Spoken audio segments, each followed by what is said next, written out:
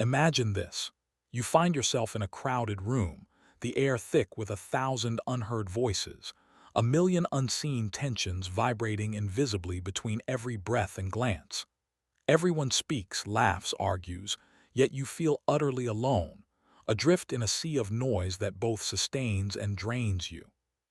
Paradoxically, the very presence of others becomes a weight so unbearable that you crave isolation, even as you know that solitude frightens you in ways you cannot name. How strange it is, then, that the most sensitive among us, the empaths, are often drawn both to humanity and away from it, pulled by an internal tug-of-war between deep connection and profound withdrawal. What if the power of solitude, rather than being a cruel exile from the world, is actually the hidden sanctuary where empaths discover the essence of their strength? What if, beneath the surface of this apparent paradox lies a secret alchemy, a transformation so subtle and profound that it defies all common assumptions about social connection, strength, and vulnerability? You might have been taught to believe that empathy means immersion, in endless emotional exchange, continual openness, constant giving. That to protect ourselves from the overwhelming flood of feelings from others is a failure, a withdrawal into selfishness or frailty. Yet here you are, sensing the contrary, that stepping away from the noisy clamor, sinking into solitude, isn't surrender but a radical reclamation of self. But how can this be true? How can the empath, whose essence is to feel others so deeply, find power in solitude, a state often mistaken for loneliness or weakness? Isn't empathy, at its core, a dance of connection? How then does the empath's retreat to solitude not signify disconnection, but instead a honing of their very gift? This question gnaws at the edges of your mind. Can true empathy exist in isolation? Or does solitude itself birth a unique form of empathy, one that is not diminished by physical absence, but rather intensified by the intimacy with one's own interior world? Consider the nature of paradox itself. The empath's experience is riddled with contradictions, the desire to protect others, yet the desperate need to protect oneself, the craving for closeness, yet the instinct to flee, the ability to feel deeply, and the temptation to dull that sensation through escape. How can these contradictions coexist without shattering the fragile self beneath? Or perhaps, in wrestling with these tensions, the empath's inner landscape becomes something else entirely, something stronger, more resilient, though cloaked in the quietude of solitude. You may have witnessed empaths who seem invulnerable precisely because they guard their inner world fiercely. They do not rush to fill every quiet moment with noise or distraction. Instead, they engage in a sacred dialogue with their own solitude. What is it that they are listening for in that silence? Is it a way to recharge, or is it a deeper form of understanding, of themselves, of others, of existence? Is solitude a refuge, a prison, or a crucible where the empath's essence is burned and reforged? And if solitude truly nurtures the empath's ability to protect their soul and sharpen their perception, why is it so often stigmatized as a state of neglect or weakness by the outside world? What does this say about our collective discomfort with silence and introspection, especially for those who carry emotional weight as their burden and blessing? Now imagine that within this silence, beyond the absence of others' voices, there is a hidden dialogue, one that empaths alone know how to hear. A conversation with shadows, with memories, with the faintest flickers of intuition. What secrets might unfold in such conversations? Are these moments of solitude an intentional retreat or a necessary passage, an alchemical process that distills empathy into something purer and more potent? Could it be that the empath's power lies not in perpetual immersion, but in the measured dance between outer engagement and inner withdrawal? And if so, how might embracing solitude transform not only their own lives, but also the way they move through the world? Could solitude awaken a hidden reservoir of strength, one that challenges the very definitions of empathy and human connection that we take for granted? You feel the weight of these questions pressing on your mind, as if the answers hang just beyond reach, suspended in the quiet spaces between thought and feeling. The tension is palpable, stirring an urgent curiosity. What if the true measure of an empath's power is their ability to hold solitude without breaking? To find in that solitude not despair, but a wellspring of clarity, resilience, and profound insight. As the noise of the imagined crowd fades, replaced by the stillness of your own breath, you begin to sense that this paradox, between the gift of feeling others and the necessity of being alone, is not a rift but a passage, a threshold where the empath is invited to step deeper into themselves, to discover a hidden power that defies expectation and transforms pain into quiet strength. What lies beyond this threshold? How does solitude shape the empath's journey from overwhelm to mastery? And what does this silent power teach us about the nature of empathy itself in a world that demands constant noise and connection, yet forgets the sacredness of being alone? These questions linger like a whisper in the dark, unwilling to be forgotten, urging you forward. The path ahead is both unsettling and illuminating, an invitation to uncover the luminous core of empathy that blooms most fully in solitude. And so you stand at the edge of this inner wilderness, poised to discover the hidden power that awaits those who dare to embrace solitude, not as a retreat, but as a crucible of transformation. The next step beckons, and with it, the beginning of a deeper understanding that will challenge everything you thought you knew about empathy, solitude, and the soul's capacity to endure. You might wonder why this tension between empathy and solitude persists, why the empath's soul, so richly attuned to the emotional currents of others, so often recoils from the very presence that sustains humanity, connection itself.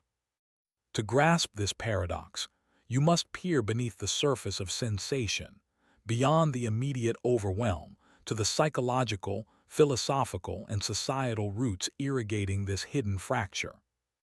Carl Jung's concept of the shadow looms here like a silent specter. He taught that within every individual, especially those whose consciousness surges outward with sensitivity, lurks a shadow, a reservoir of the unconscious, unacknowledged, and often feared. For the empath, the shadow is not merely personal but collective, a swirling mass of others, unspoken pain, anxiety, and desire. It is as if their very psyche becomes a threshold where the outer world's chaos seeps inside. Empaths absorb not only joy and connection, but also the unprocessed anguish and disquiet of those around them. Jung might say the empath's solitude is a necessary exile, a retreat to engage with this monstrous shadow, to confront the internalized pain without losing themselves to it. Yet solitude is no innocent sanctuary. It is a mirror that fractures the self into countless reflections, each demanding recognition. Friedrich Nietzsche's piercing insight on solitude resonates profoundly here. The greatest events, they are not our loudest but our stillest hours. For Nietzsche, solitude unearths the raw, uncomfortable truths about one's existence, peeling away the comforting masks worn in society. The empath, overwhelmed by the emotional landscape of others, is forced to face their own naked interiority in solitude. This confrontation is often brutal. It strips away the empath's protective armor fashioned from social feedback, leaving them vulnerable but, paradoxically, more real. This rawness is no mere psychological state. It is fundamental to identity's formation and transformation. Arthur Schopenhauer, who dwelled deeply on human suffering, perceived solitude as both curse and remedy. He understood the empath's plight, caught between the unbearable influx of external suffering and the isolation needed to process it internally. Solitude, in Schopenhauer's view, allows the individual a refuge where agony can be digested, where the empath may transcend the endless cycle of absorption and exhaustion. But such transcendence demands a willingness to endure the bleakness inherent in being alone, to face the void without distraction. Society, however, seldom honors such endurance. Aldous Huxley warned of a culture increasingly addicted to stimulation, multifarious noise, and perpetual connection, rendering solitude almost subversive. Empaths, who require solitude not as luxury but as lifeline, become anomalies, marginalized by a world that prizes constant external engagement. The empath's retreat is misunderstood as withdrawal or weakness, a failure to conform. Yet, this is precisely where society's blindness lurks, for Huxley also foresaw that in the desert of overstimulation, only those who can embrace silence and solitude would uncover deeper wells of insight and creativity. Philosophers like Jean-Paul Sartre deepened the paradox further by dismantling the very concept of self as stable and discrete. Sartre insisted that our identity is forged in the interplay between being for others and being for itself, a perpetual oscillation. For the empath, this oscillation is fraught, because being for others is not a choice but an existential necessity imposed by their heightened sensitivity. Their solitude, then, becomes a revolt against this imposed identity, a rebellion to reclaim a self unmediated by the emotional projections of others. The empath's solitude is a crucible where the self is not merely hidden but redefined. This fracturing and reconciliation of identity is not merely an ivory tower abstraction. Viktor Frankl's work, born from the crucible of the concentration camps, brings it down to the marrow of human experience. He argued that meaning arises not from external circumstances, but from the inner freedom to choose one's attitude in any given situation, even amid suffering. For the empath, who wades daily through the turbulent waters of others' feelings, solitude is the space where this choice crystallizes. Alone, they confront the raw material of their existence without distraction or dilution. Here, in the silent confrontation with self and shadow, they find the possibility of discovering meaning beyond pain, of embracing a resilience forged in the fire of solitude. Why then does this hidden force, the empath's need for solitude, remain so deeply misunderstood? Because the empath's internal world does not tally with society's external rhythms, which are accelerating toward boundless connectivity and collective distraction. The empath's withdrawal is perceived as a rupture, yet it is, in truth, a vital negotiation between self-preservation and surrender. The empath's solitude is both a shield and a sword, serving to guard against emotional depletion and to carve out space for profound self-realization. But the consequences of ignoring this dynamic ripple far beyond the individual. When the empath cannot claim their solitude, they risk becoming vessels of unprocessed trauma, their identities fragmented and their emotional reserves drained. This depletion does not remain private.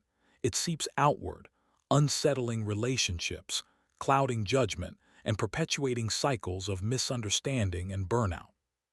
Society, in its insatiable hunger for connection, creates conditions that eclipse the empath's quiet strength, leaving a void where resilience and deep insight might otherwise bloom. In this tension between external demand and internal necessity, you glimpse the fault line beneath modern existence, a restless craving for togetherness tangled with an unspoken dread of aloneness. The empath, caught in this paradox, embodies a profound human dilemma: how to remain open without being consumed, how to engage without losing oneself. Their journey through solitude is not retreat but a fierce, existential labor, a reclaiming of the self from the dissolving pressure of the social torrent. And so, as you stand at this precipice with the empath's truth unfolding before you, you feel the charged silence of a force waiting to be acknowledged. The empath's power does not lie in ceaseless giving or in the superficial affirmation from others. It lies in the capacity to inhabit solitude without shattering, to alchemize isolation into wisdom, to forge identity from the interplay of shadow and light. This power, hidden yet primal, pulses beneath the surface of human experience, quiet, unyielding, and waiting. What might it mean, then, to embrace this solitude not as a burden but as a sanctuary? How does this embrace transform the empath's relationship to themselves and to the world? The answers lie beyond the threshold, in the silent depths where solitude and empathy converge, challenging everything we think we know about connection, identity, and the soul's capacity to endure. The journey inward has only just begun. There is a silent architecture shaping the world you inhabit, made of invisible forces bending perception and action, often without your knowledge. It is a labyrinth of cognitive biases, neurological pathways, and cultural echoes that together form a subtle but unyielding prison. And for the empath who walks the tightrope between connection and self-preservation, this prison is not merely an external construct. It is an internalized landscape where the boundaries between self and other begin to dissolve, and with them, the threads of autonomy fray. Consider how your brain is wired, relentlessly scanning the environment for signals that validate belonging. The human species is evolutionarily predisposed to seek social safety. Your neural circuits hunger for connection because survival, for millennia, depended on it. The anterior cingulate cortex, that region finely attuned to social pain, lights up with the sting of exclusion as vividly as it does with physical hurt. Yet, what happens when your sensitivity surpasses typical parameters?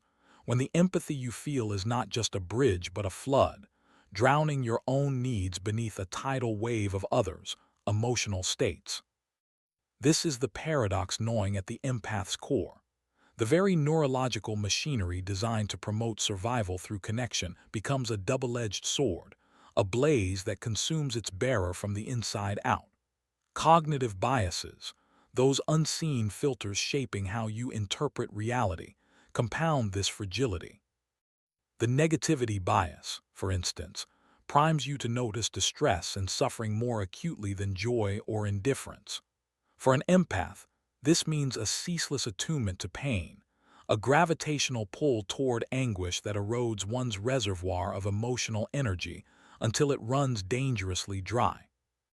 And yet, society does not simply observe this phenomenon, it amplifies it.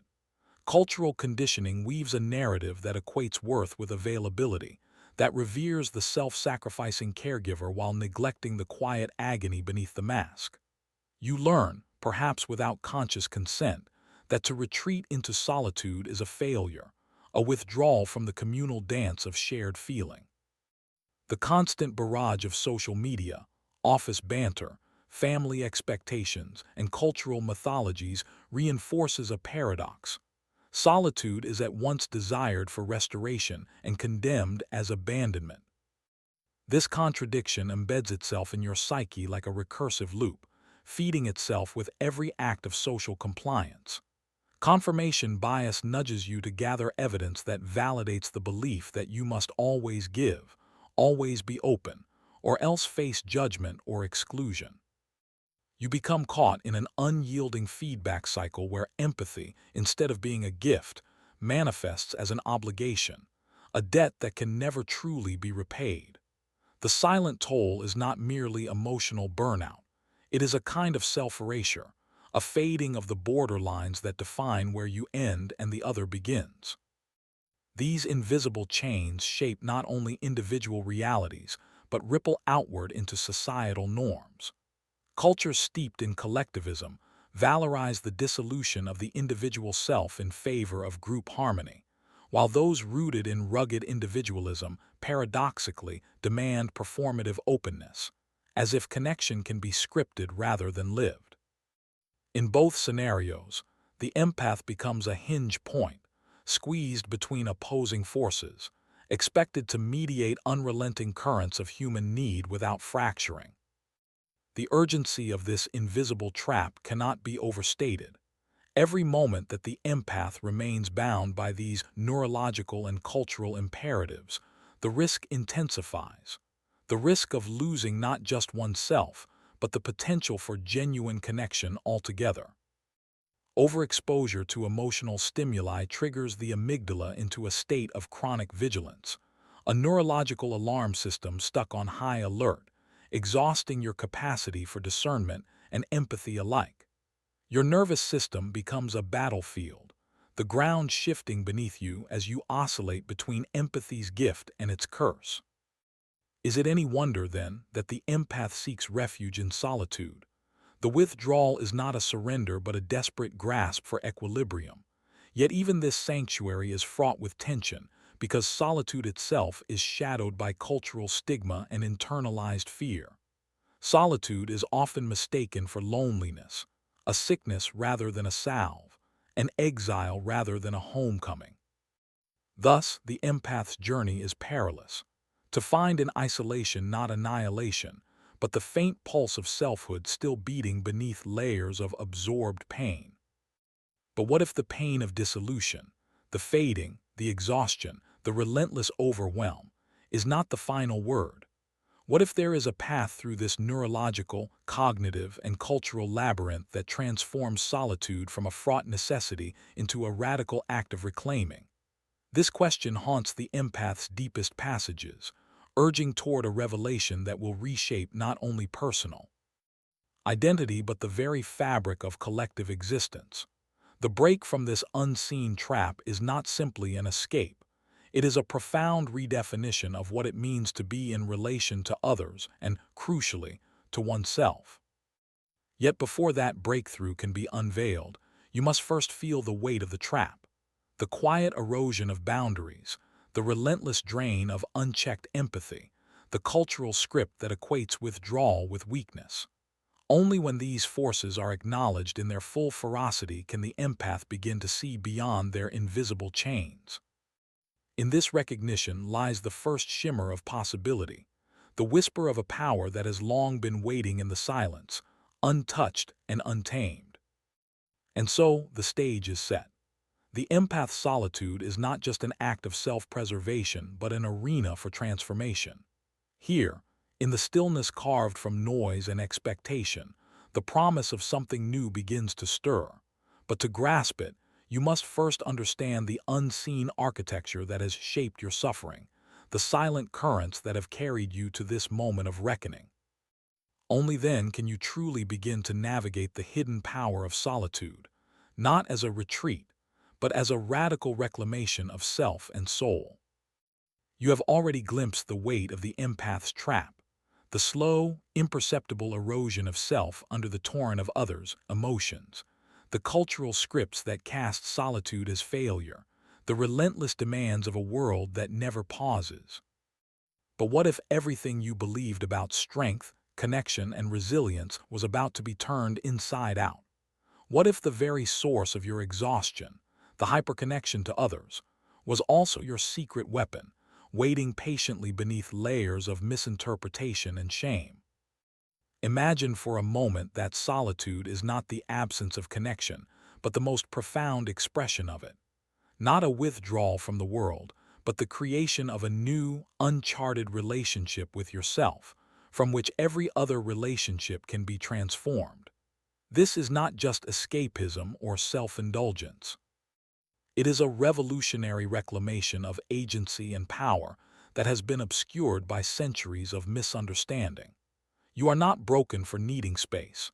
You are tuned to a frequency that demands a different kind of nourishment, a different kind of radical self-care that defies ordinary logic. History, if you listen closely, echoes with voices of those who dared to embrace this paradox. Consider Emily Dickinson, who retreated into an almost hermetic solitude for decades, not out of weakness, but to cultivate the deepest wells of her poetic genius. Her isolation became the crucible of an inner world so vivid and expansive that it reshaped the contours of American poetry forever. Or the Stoic philosophers, who taught that true power lies not in external circumstances, but in the inviolable fortress of the mind, cultivated through reflection, detachment, and the deliberate refusal to be overwhelmed by emotional torrents. Marcus Aurelius, isolated while leading an empire, found in solitude the clarity to govern not only his realm but himself with wisdom and resilience. Such examples reveal a stunning truth that shatters conventional assumptions. Solitude is not a void where empaths wilt. It is fertile ground where they can recalibrate, rewrite, and reclaim their energetic boundaries. This is the radical shift, seeing solitude as an act of creation rather than loss, as a battlefield where you wrest control back from the unconscious patterns that have long dictated your existence. What once felt like emptiness now pulses with the possibility of self-mastery. But how do you enact this transformation? How do you break free from the chain of automatic empathy, constant giving, and cultural judgment? The answer lies in paradoxical, counterintuitive steps that few dare to take. The first is to embrace solitude not as punishment or exile, but as a potent, intentional ritual. To willingly enter the space where the noise dies down, and the incessant chorus of other people's emotions fades into a quiet so profound that it unsettles you, because it forces confrontation with the raw, unmediated self. Here, you begin to practice what ancient mystics called holding space for yourself, an act of radical compassion that feels unfamiliar to the empath conditioned to pour that care outward. Next, you must confront your own empathic sensitivity not as a burden, but as a compass pointing toward deeper truths. The instinct to absorb and feel others' emotions is not a flaw to be eradicated, but a unique gift that, when harnessed, can offer profound wisdom. The transformation occurs when you learn to filter these feelings through the lens of self-awareness, discerning which emotions belong to you, which are reflections of others, and which are signals calling for self-protection or creation. This process, though painstaking, is a rebirth, a dismantling of the old, diffused self and the emergence of a boundary-secured, empowered identity. There is a subtle, almost mystical interplay here. The empath who embraces solitude begins to cultivate an internal sanctuary, a sanctuary that radiates outward rather than contracts inward. This sanctuary is not a fortress of isolation, but a wellspring of presence and clarity that deepens every interaction. Once this is realized, solitude ceases to be a retreat from the world and becomes the very source of your most authentic engagements. Your empathy no longer drains but energizes you. Your relationships no longer bleed you dry but are replenished by your anchored presence. Consider the life of Frida Kahlo, whose physical and emotional suffering often forced her into isolation. Yet from this solitude, she created a body of work so raw and vivid it commands global reverence. Or Nikola Tesla, who, despite the loneliness imposed by his intense focus and sensitivity, transformed solitude into a state of heightened creativity and innovation that changed the world. These figures embody the counterintuitive revelation that withdrawal, when chosen and honored, is not defeat but a strategic advance. To reclaim control and forge this new way of being, you need to redefine what connection means. It is no longer about absorption and relentless empathy, but about deliberate engagement and measured giving. It is the courage to say no to emotional overload, to permit silence to speak, and to recognize that your value is not measured by how much you endure for others, but by how fully you inhabit your own interior life. This shift requires dismantling internalized messages that equate solitude with loneliness or selfishness. Instead, view solitude as an essential act of self-respect and preservation, a necessary pause that enriches your capacity to love and serve without losing yourself. The power you seek has always been within you, but it required a new frame, a new mythology, for you to recognize it. This mythology recasts the empath not as a victim of sensitivity, but as an adept navigator of emotional currents, whose mastery is forged in the silent crucible of solitude. By embracing your need for solitude, you are not stepping back but stepping into a deeper role, the role of the alchemist, transforming raw emotional chaos into clarity and strength. This transformation is not a gentle tide, but a profound upheaval of identity. It calls for a dismantling of old paradigms and the courage to embrace solitude as a radical act of self-determination. It is an invitation to rewrite your own story, from one of depletion to one of abundant inner resource.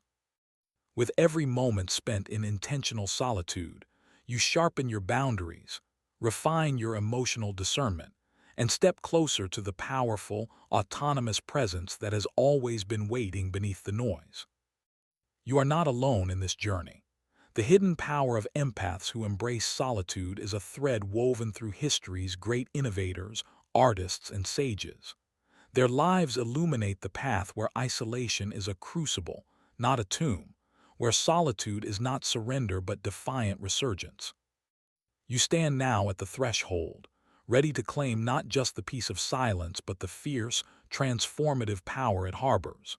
What you choose next will redefine the very essence of your empathy, and in doing so, the limits of your world itself. Imagine standing on a precipice, looking out over a horizon shrouded in mist, the weight of countless unseen lives pressing against your back. You have wandered through the labyrinth of your own psyche, tracing the delicate filaments where empathy and solitude intertwine, and now you are poised to understand the final, shattering truth. Your empathy is not merely a gift or a burden. It is the lens through which the very fabric of reality reveals itself in trembling clarity. What if the world itself is not a fixed stage upon which emotions play, but a fluid mosaic, ever shifting, ever responding, to the silent undercurrents of feeling that you alone perceive?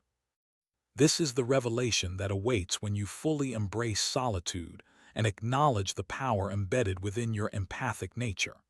Your solitary moments are not withdrawals from the world, but entrances into a more profound communion with it. In the stillness, the roar of external chaos fades until you can hear, beneath the noise, the subtle harmonies that bind human experience.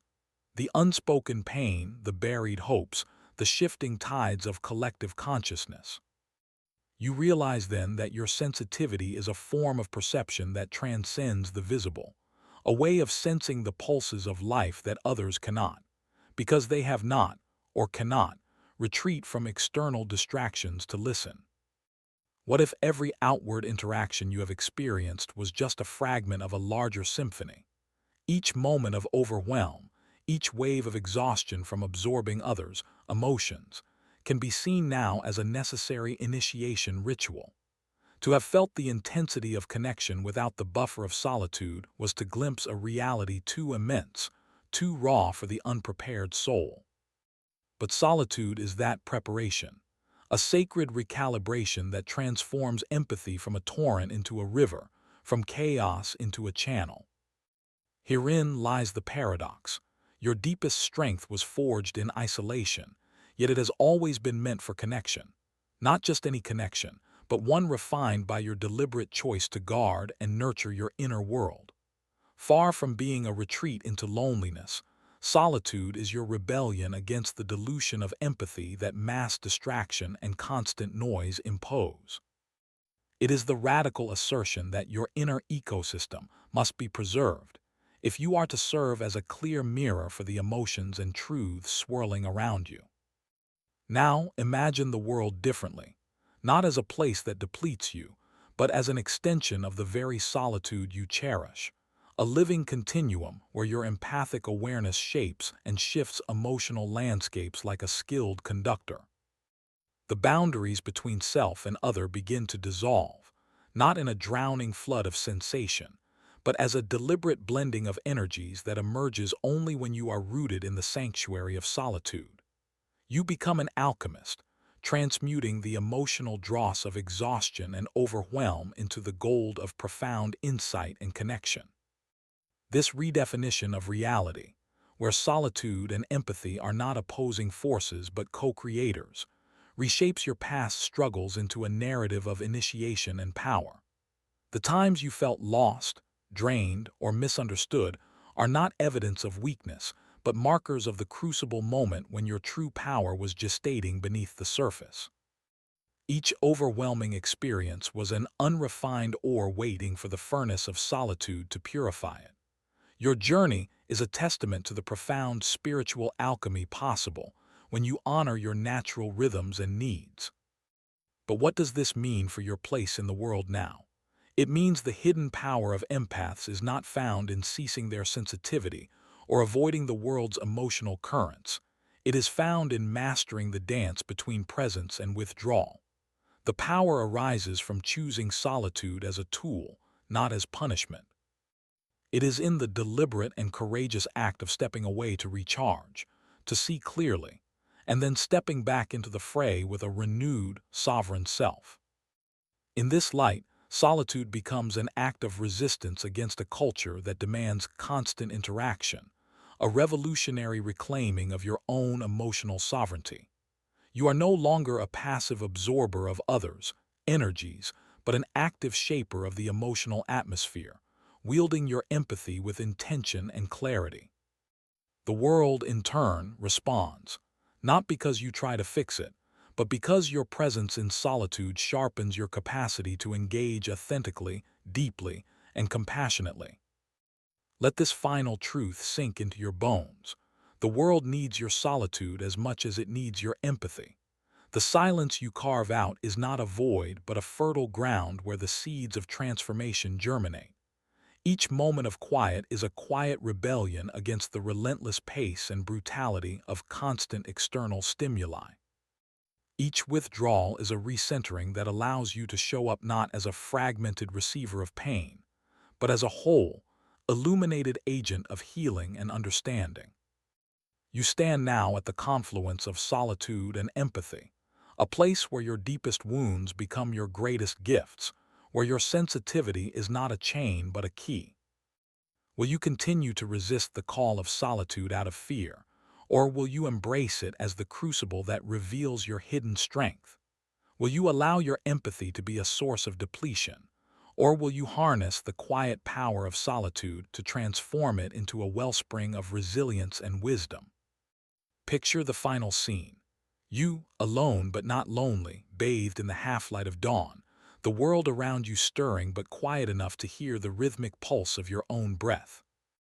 In this sacred space, the old stories about your sensitivity dissolve like mist, revealing the core truth beneath. Your empathy is the bridge between chaos and calm, the fragile filament that connects isolated souls in a vast, trembling web. And solitude is the loom on which you weave this bridge, stronger, clearer, and more luminous with each deliberate moment of quiet. The power you seek is neither given nor taken. It is discovered, patiently and relentlessly, in the echoing chambers of solitude where the empath emerges not as a victim, but as a sovereign, a force of nature whose quiet light casts shadows that shape the contours of a new, deeper reality. So what will you choose? To hide your light behind fear and noise, or to step into the wild, untamed depths of solitude where your true power waits? The answer will not only define your own path but ripple outward, altering the emotional geography of the world itself. The choice is yours, and it begins now, in the silence you dare to hold.